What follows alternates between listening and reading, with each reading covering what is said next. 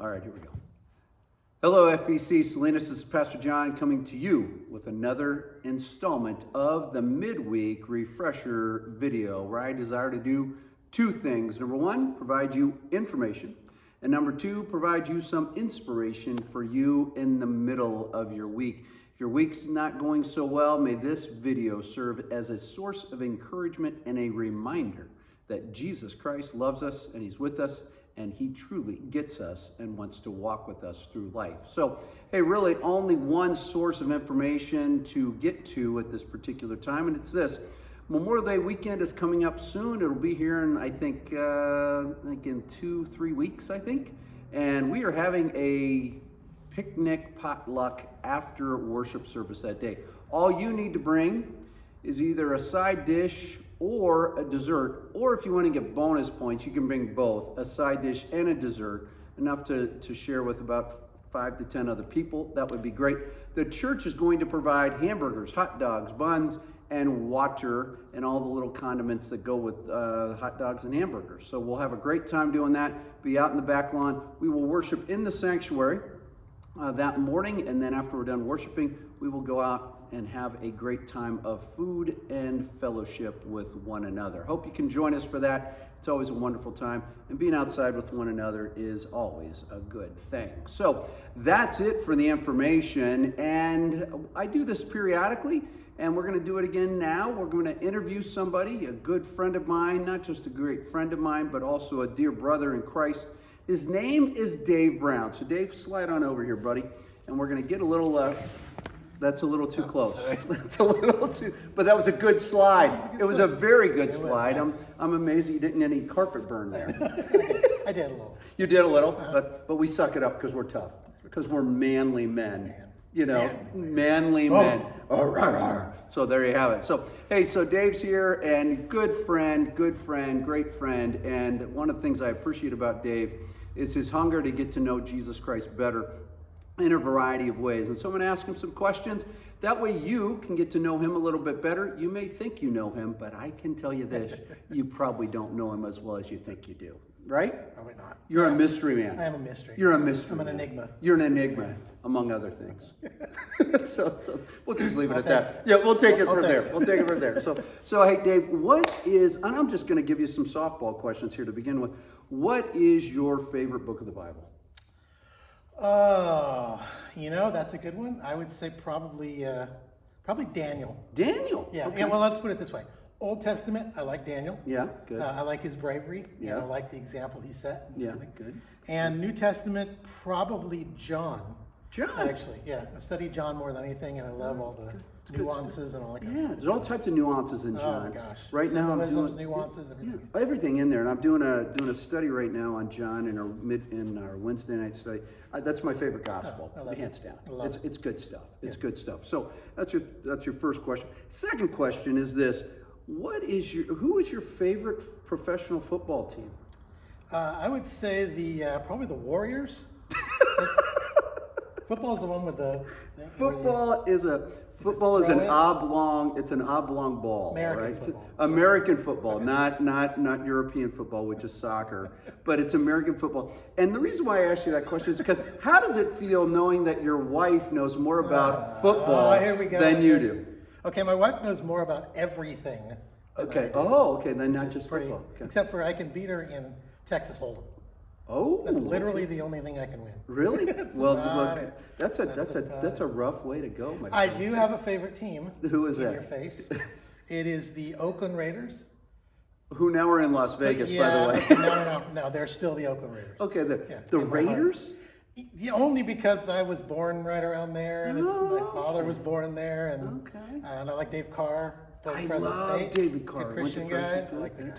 So I'm going to play with what you just said, not just about David Carr, but Fresno, because I don't think many people know this. Yeah. When you were in Fresno, you were doing student ministry, correct? I was, yes. What was involved in that student ministry? Yeah, well, I did quite a few positions there. I worked at an Armenian church, believe it or not, and did junior high and high school and actually college all the way through. Good. And then eventually I ended up taking over the position as the executive director of a community outreach facility, which was a big gym, and then an added bonus room that we ended up making into a nightclub.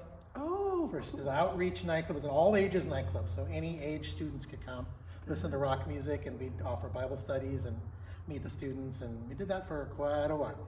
That is awesome. It was neat. Man. So, and that's when I found that out about you. This is a while back. I found that out about you. Going, that's creative. That's cutting edge stuff that you were doing and stuff. Seriously, it's very cool. Well, I loved music. Yeah. I was a nerd for music, and I thought, well, why don't I incorporate music into That's awesome. doing some evangelism? That's So I it. And you did it, and it worked. And it worked. That is great. That is great. So now what's happened in your life is you're now overseeing a ministry called Logicos, and I might mispronounce that. I apologize. Explain to us what that ministry is. Yeah.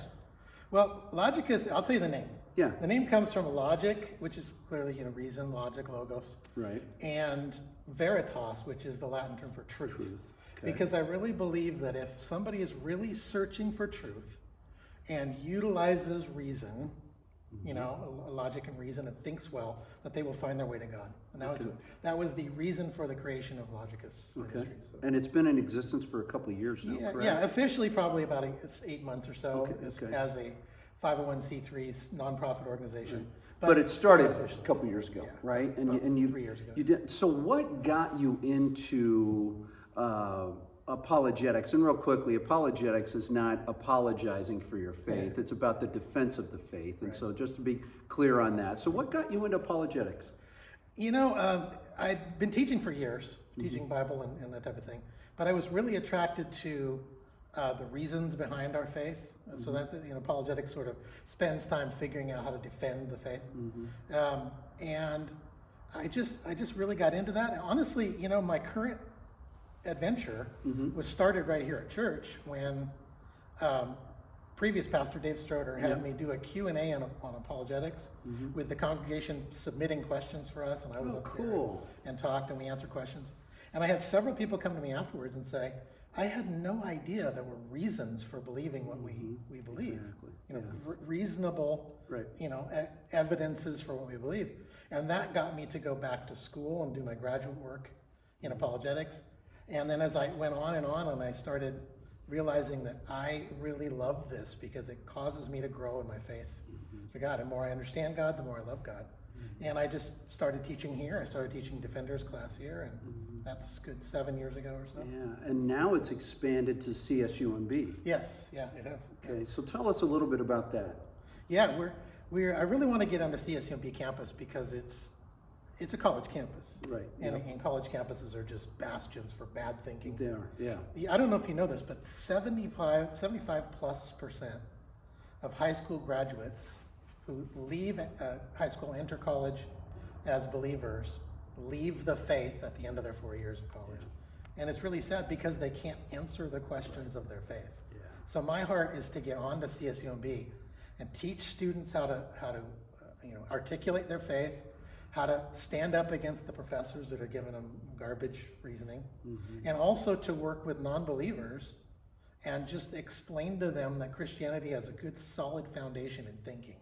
It isn't, science isn't the only one that uses their brain. Right. We actually use our minds and we think through our faith. Right, and that's one of the things that strikes me so often is, and you've done student ministry in the past, I did student ministry in the past, and it's one of those heartbreaking statistics that really causes me, I look back on all my years of doing student ministry and I just see this vacuum that happens of students that are still walking in the faith. There are plenty that are, but there are far more that aren't. And we live in an age now where this whole thing of deconstructing one's faith has become almost it's more than a fad. For some people it's like, this is what I'm going to do now. And so what Logicos is doing at CSUMB, what Logicos is doing through defending the faith, through your Defenders class, that is an equipping experience. And one of the things, because I've attended your classes multiple times and I enjoy them greatly, I want you to know, I come away walking away going, wow, I've learned something. It's more sound with what my faith is all about. And that being said, it seems to me that the further we go in this world and as each day goes into the next day, apologetics is becoming an essential an essential, no longer I want to look into that. It's Yeah. it's an essential. Would you play with that a little Yeah, bit? What do yeah. you think?